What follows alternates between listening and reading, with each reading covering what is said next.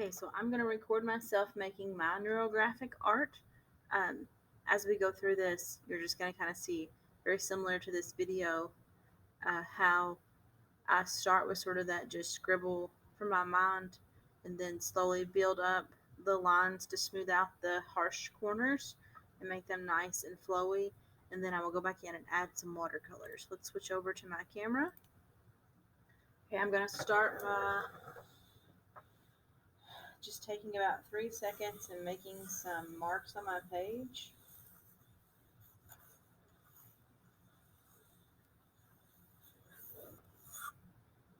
All right.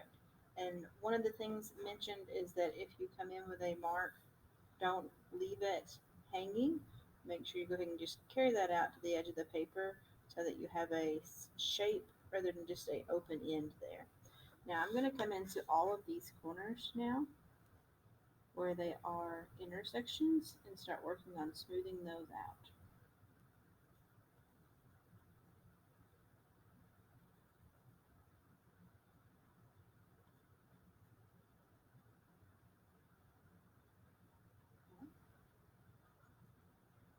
As you're doing this, it's supposed to be very peaceful because you are smoothing out the corners of your thoughts.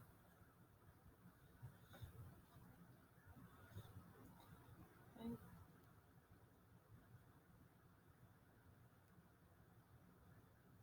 And I kind of connect stuff on so that they look like bolder areas. Now there's not going to be a really wrong answer to this assignment.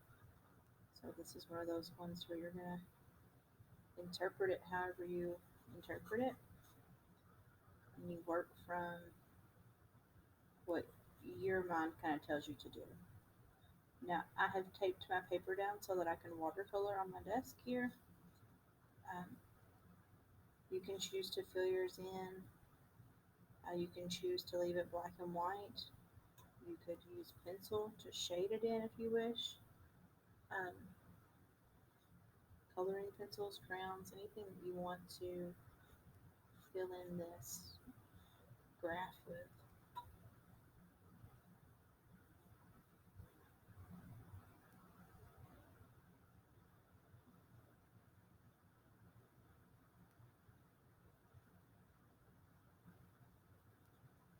I'm going to fill that full shape in.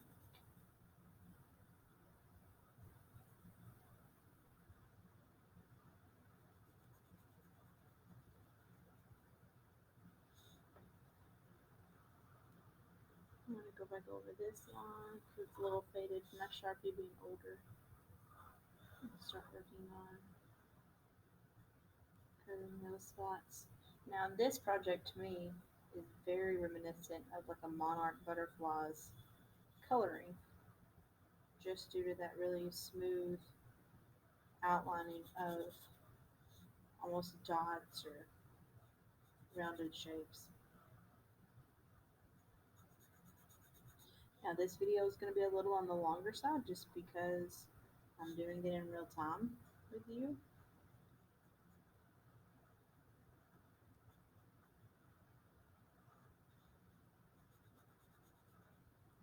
So again, to do this process, I'm coming into where I feel like it's kind of a pointy spot and deciding how curvy or not curvy I want that area to be.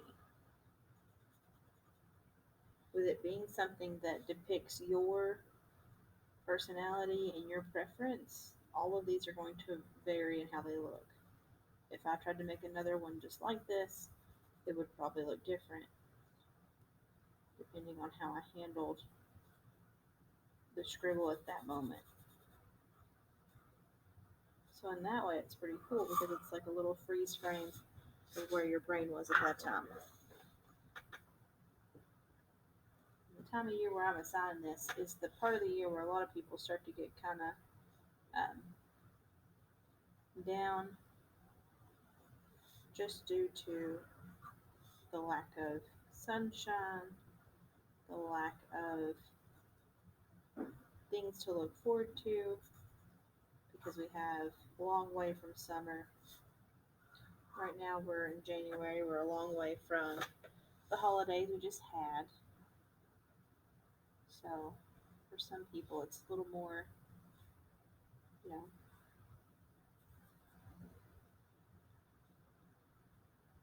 mentally exhausting. Now, given the year that the whole world has had, we could all do with a little bit of mindfulness of how we handle ourselves and our brains. Okay.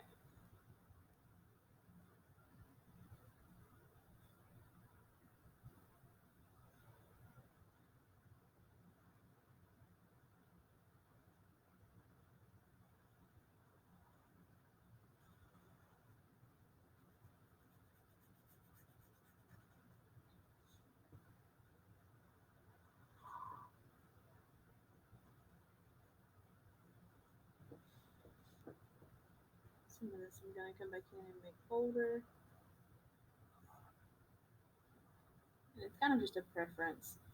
In the video that I'm referring to, she discusses you can also use a different color marker. You can do this line with a pen or pencil. Um, I did Sharpie because I know I'm going to get it wet in a moment whenever I start adding watercolors to it. You can change up how this line portion looks. Alright, so there's mine. I think I've gotten most of my curves out. Alright, so I'm going to start, well, some point here I'm going to start.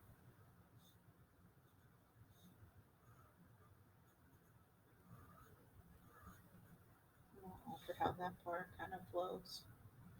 I'm going to leave this one open and that one kind of more harsh.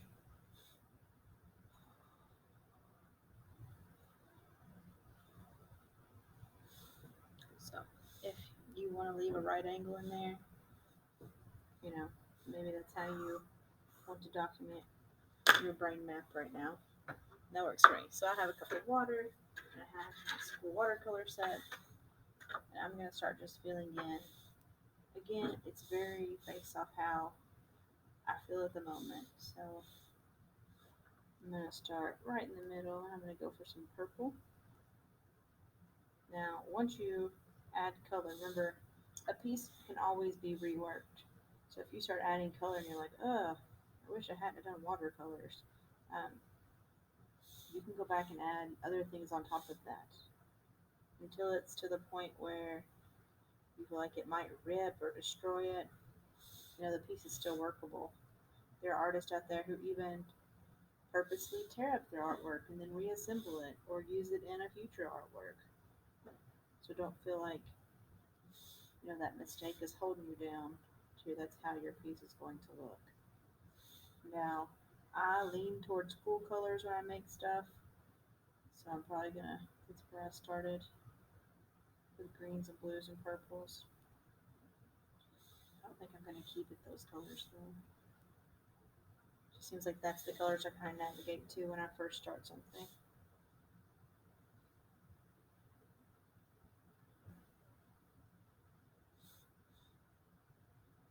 So you can mix the colors, you can fade light to dark, you can just make one area a big solid color. So using my watercolors, here I'm going to fill in the spaces. And this process can just kind of be nice and slow. Something you can enjoy doing.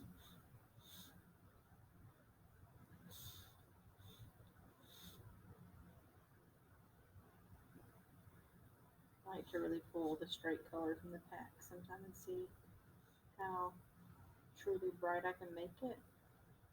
It's one of the things that's kind of fun about watercolors. Since they are a medium that you usually mix down to being thin and transparent, I do like to occasionally see kind of how bright I can make that color at the very beginning.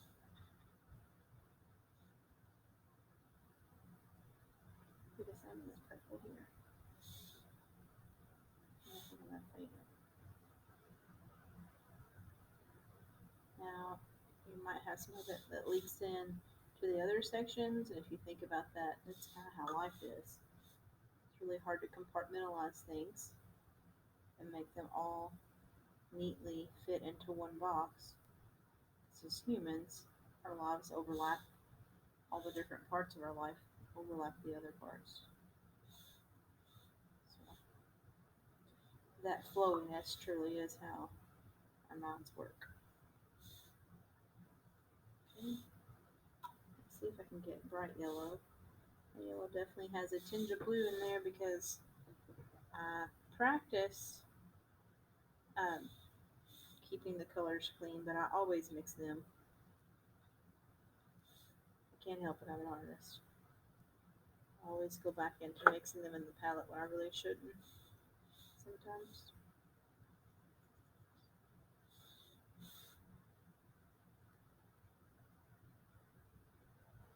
Yeah, super light. I like how this one has the orange coming up in it and then the purple. Right, so now red is my favorite color, but I get told that I put it in all of my art. So sometimes I try to leave it out, but it always comes back in there somewhere. Can't help it, I just love it.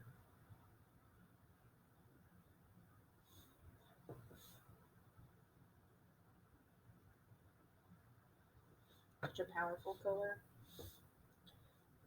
I mean, that's why they make stop signs red, right? Catches your attention. And I don't like orange, but it's okay if I mix it with red. It's funny because it's actually my sister-in-law's favorite color.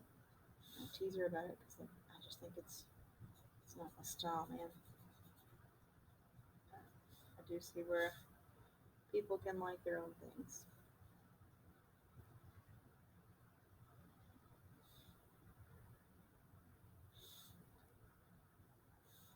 Now, you may want to take your time with this more than I am. For me, painting comes really fast. I like to take my time and think about it, but I'm not usually a person who drags out when I'm actually painting. Usually, the paintings happen quickly.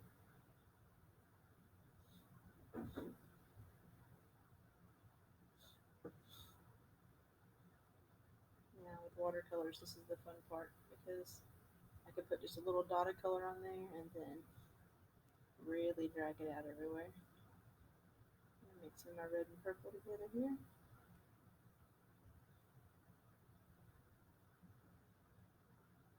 Oh, some of it leaked into those other bubbles. Green and orange. As much as I dislike it, it works really well in these colors. Okay, another big area that's going to be fairly watery.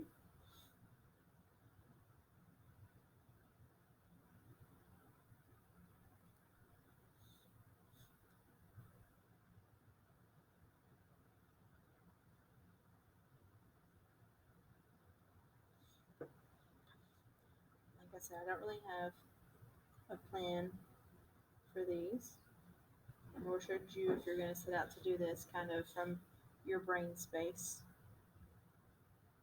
It's meant to be just something that happens. Okay, what's called art for art's sake. Like you're doing this just to make it, not for any other reason, except you will get a grade for it. So I guess you have that reasoning. But I'm grading it on if you do it or don't do it. So don't feel pressured for it to look one way or the other. And remember, I said that this portion of watercoloring it in is optional. You finish that image however you want. I will show you some alternative ideas later. That seems like the adult world looking at the science and how brains work, how emotions work. Watercolor seems like a natural choice because, as I was saying earlier, it kind of just flows together, and it is an emotional painting because very mood ring, lava lamp, flowy, has that vibe to it. Okay, so my paper is starting to pucker. You can see it's starting to pull up in spots where it's bubbling up here. So I don't know how much more I can do. Once I get all these spaces filled in, I'm going to have to be done for today. Maybe I'll go back and add something with marker later. I do like to add stuff to watercolors, colored pencil or marker or white paint. So maybe I'll do something else with it, but I think it'll have to stop at this today while it's really, really wet here.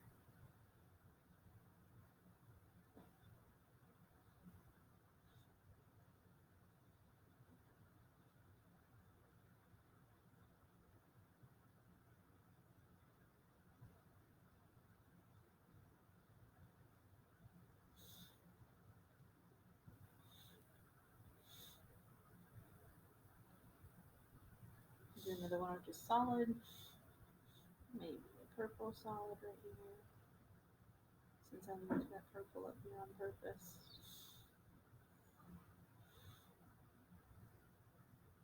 If I can get a really bright orange down here to play off of that orange in this one. And I like rainbow colors, so I have sort of that primary, secondary color palette. Maybe you really like all the different tones of blue. You could easily do one of these and keep it all blue. I'll do a few more as examples and show you some different. We've talked about those color schemes. Those color schemes play a lot into your moods. So maybe you really like blues and grays, or you love pastel colors. So you could do it however you kind of interpret that feeling of what you want to do with it. So like I said, there's not going to be a lot of right or wrong answers with this piece. All right, so the only thing I see that's kind of messy and bothering me is this. Let me see if I can get it to bleed out.